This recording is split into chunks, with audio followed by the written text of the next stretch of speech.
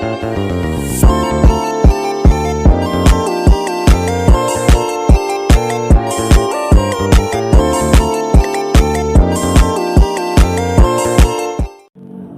sore, perkenalkan nama saya Muhammad Aditya Panigoro. Di sini saya akan menjelaskan tentang beton ramah lingkungan. Pengertiannya, beton ramah lingkungan adalah material konstruksi yang dirancang untuk meminimalkan dampak negatif terhadap lingkungan. Konteks globalnya, industri konstruksi, khususnya pembuatan beton, berkontribusi signifikan terhadap emisi karbon global. Produksi semen Portland, komponen utama beton, menghasilkan 8% emisi karbon di dunia. Kita masuk di strategi utama beton ramah lingkungan.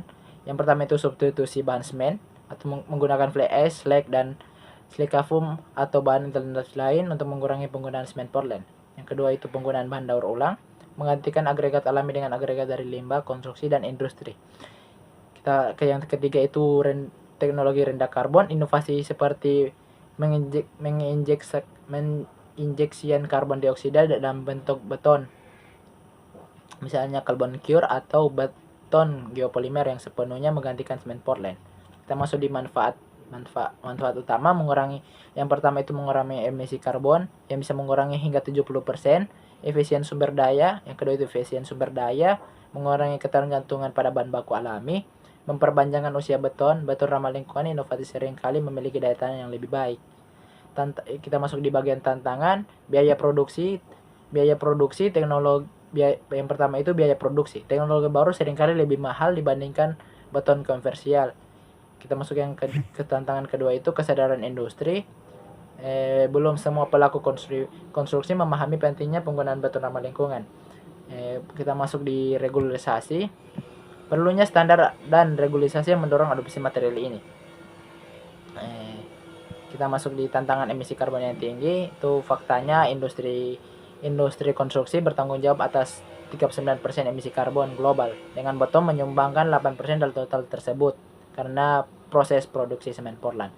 Yang kita masuk di solusinya, solusinya itu adalah beton ramah lingkungan. Beton rendah karbon seperti geopolimer atau beton berbahan daur ulang dapat signifikan mengurangi emisi ini, yang memenuhi target netralisasi karbon diusung banyak negara. Yang kedua itu kelangkaan sumber daya alam. Faktanya, penggunaan agregat alami seperti pasir dan batuan terus meningkat, yang mengarah pada eksploitasi berlebihan dan merusak lingkungan. Solusinya itu adalah beton ramah lingkungan, pemanfaat agregat daur ulang dari limbah konstruksi atau industri yang mengurangi ketergantungan pada sumber daya alam. Kita masuk di beton ramah lingkungan. Beton ramah lingkungan itu adalah atau green concrete adalah material konstruksi yang dirancang untuk meminimalkan penggunaan sumber daya alam, penurunan emisi karbon, dan peningkatan efisien energi dalam proses produksinya.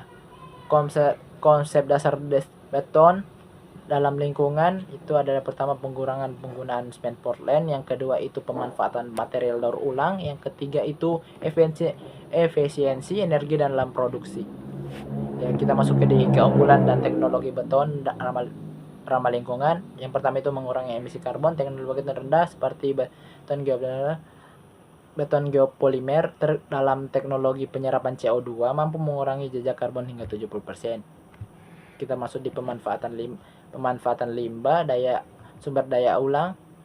Limbah industri seperti fly ash dan silika foam seperti limbah konstruksi dapat digunakan seperti agregat pengganti, mengurangi limbah yang berakhir di tempat pembuangan akhir atau TPA, mendukung prinsip ekonomi sirkular.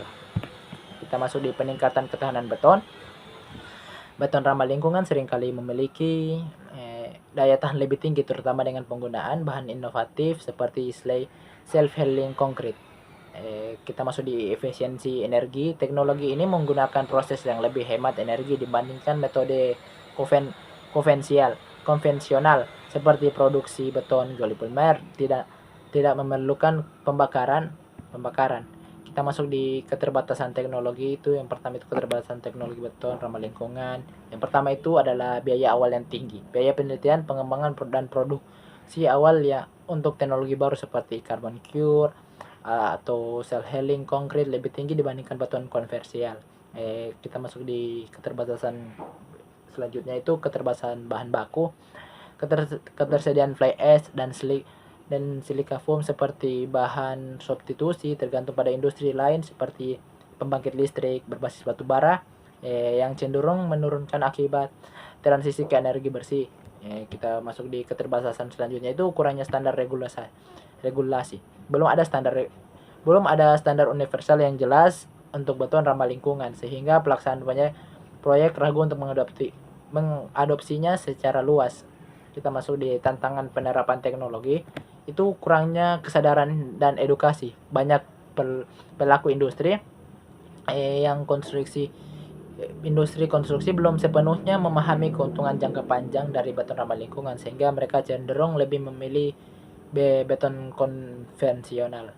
Yang baru kita masuk di tantangan selanjutnya, itu di tantangan selanjutnya dalam penerapan teknologi itu ada kendala logistik dan infrastruktur. Teknologi seperti beton geopolimer, carbon cure memerlukan fasilitas produksi khusus yang belum tersedia di banyak lokasi.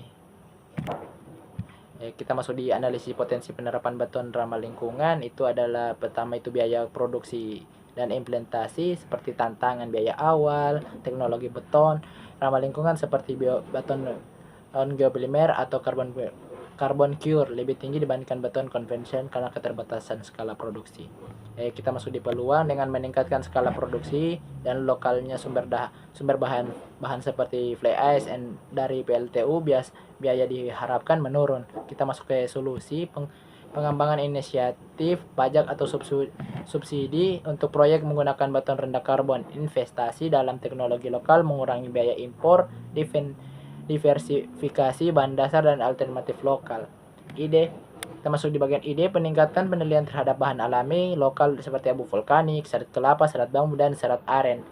Itu untuk substitusi sebagai semen dan agregat. Itu kita masuk di manfaat, mengurangi ketergantungan pada fly ash dan slag yang produksinya dapat berkurang seiring transisi energi, pendukung kemandirian material berbasis lokal, memperkuat ekonomi daerah dan memperkuat ekonomi daerah. Kita masuk di inovasi teknologi produksi. Idenya itu mengembangkan proses produksi beton geopolimer suhu rendah sehingga lebih hemat energi, cocok untuk diterapkan di negara berkembang seperti Indonesia.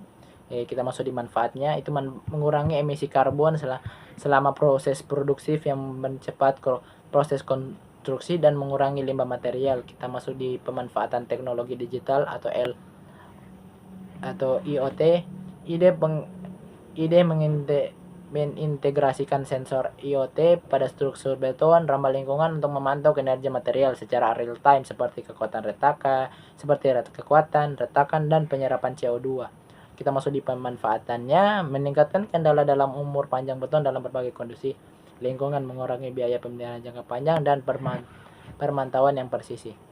Sekian dari saya, terima kasih.